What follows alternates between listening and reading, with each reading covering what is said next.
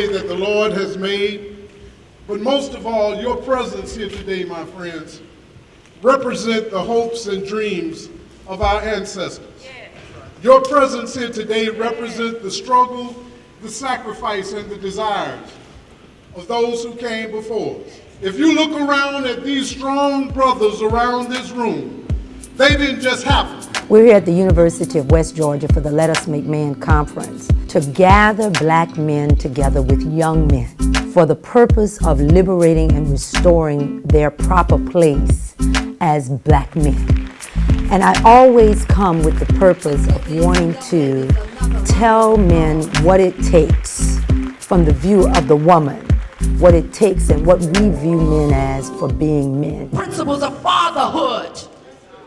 I didn't come here to condemn black men, but we've got to deal with the gloomy realities that's going on. 73.9% of black households are headed by black women. I come here every year and the statistics continue to grow. In many households, all too often, in black households, the woman stands as that primary role of the parent. And so oftentimes where there is no man, the woman is having to be there in the gap. And so men are never taught to be men. And when they are taught, they're taught by their peers. But what is happening with our young people is the fact that the 14-year-olds and the 12-year-olds and the 8-year-olds are looking to their contemporaries for role models. But what can a 19-year-old boy teach an 8-year-old boy? We need to go back to whether you are going, if you're going to father a child, then you have the responsibility, whether you can get along with that child's mother or not, of being there for that child. And even if you don't have a child, every black man has the responsibility of mentoring that child. Why? Because it's paramount to our community. It's paramount. And when one child is not fathered, eventually we have to be able to deal with that in our community. For the past 6 years, we've managed to receive major and meaningful guidance on mentoring, loyal and legal advice on law, soul-saving scriptures on spiritual growth, and exciting and elevating classes on education. These well-executed pillars of Let Us Make Man have aided me in my self-awareness and development. And I have learned so much since being a team member of Let Us Make Man. Black people, in my opinion, they haven't lost their worth, but their self, what they believe in, I believe that's lost. Just because of the color of my skin, it does not tell me what I can or cannot do. It doesn't matter, I can do anything, and I just want to reinstill that in them. At the end of the day, God is God regardless. And if we have God's spirit in us, and we're talking about this idea of spirituality, there's something to be said for the peaks and the valleys of our lives. And perhaps there's some more power that we have access to if we just get honest enough to look at what God is doing when we're down here at our most base level. Because God is still God right there. I was thinking if it was my son, wouldn't be no petition signing. Right. Wouldn't be no marching. Wouldn't be nothing. A lot of people said that. They said if that was their son, they would have found him and done away, and then they would have gone to jail. And they, but dealt that's with it. whatever consequences. Right. Absolutely. Is that a way to set limits and reestablish boundaries? So now he was 18 then, got out of high school. I got him in Atlanta area tech. After 2 years of hanging around, he wasn't doing anything. The accident waiting to happen. He started getting a little trouble here, a little trouble there. Went to Atlanta area tech and took up HVAC. Now, he done came up. And this is a spiritual moment, man. He called me, and this is one of the beautiful things about this. Every now and then you get a call. I appreciate it. We're going to define leadership in the 21st century. Let's answer those 4 questions. Definition of leadership, some examples which you already have. Characteristics of leadership. Who's challenged by that word, characteristics? All right, thank you, son, for being honest. Characteristics is like a quality, like strength. Let Us Make Man, the piece that we did before we dismissed a little while ago, they said they want you to go back into your community, right? Mm-hmm. See, this is what most people do in the class. They lecture. Ask the kids to read. When we just lecture, don't give the kids a chance to get up and be like Negro A and B, they don't remember 5% of what we say. When we just let them read, hey, go on and read. And you don't ask them to give you the feedback. Y'all remember I talk about that quiet student?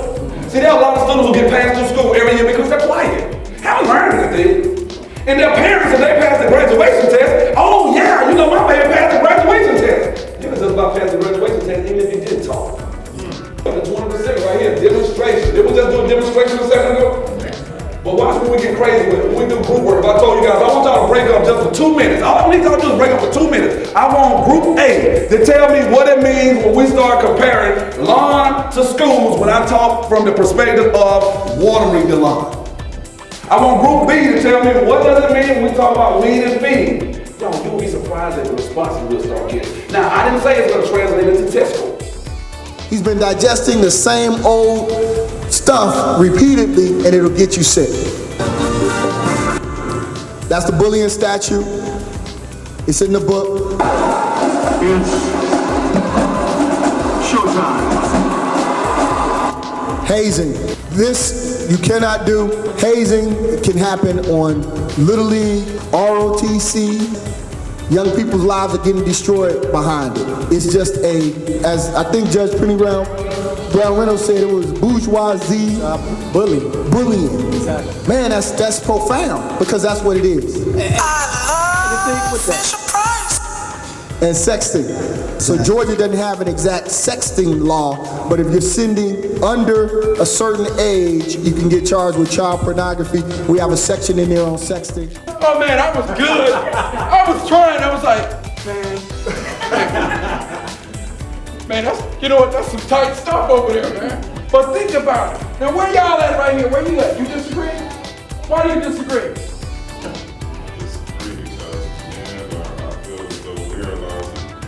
Emotions too, and crying is an emotion. Okay. Crying is an emotion. Why are you over here? Oh, okay, so you disagree. Okay, she disagrees that a man cries easily as weak. I just won the Muhammad Jihad Scholarship, and he's a 17-year-old that died in a fatal car accident, and the scholarship was dedicated in his honor. I feel it's a great honor, and I'm very humbled to receive it. I'm glad they chose me to receive it. I feel like Let Us Make Man is a great organization. I've been to the workshops. Both of the workshops really inspired me to be a lawyer and be a teacher, I guess. Follow your passions in life. You know, first of all, you have to have the foundation of school and education to be able to articulate yourself once you do find what your passion is, and to be able to make sure you can take care of the business side of things. That educational foundation is going to lay the path to be able to do that. The greatest thing I want to say is that there is hope on the horizon. There's hope because of this conference, the very fact that black men come together, not just coming to talk, but they come with written materials. They come with strategy. They come with outcomes, and an outcome year to year that they build on. I'm coming into the conference and I'm leaving with a spirit of encouragement, but more than that, where there's hope, there's liberation. First of all, we're excited about Let Us Make Man 2012. We had a very powerful opening session. You know, not only is this exciting, but we're hoping that it's life transformative for some young person, some parent, some organizational leader that comes and be a part of it. So once again, this is year 6 and it gets better and better.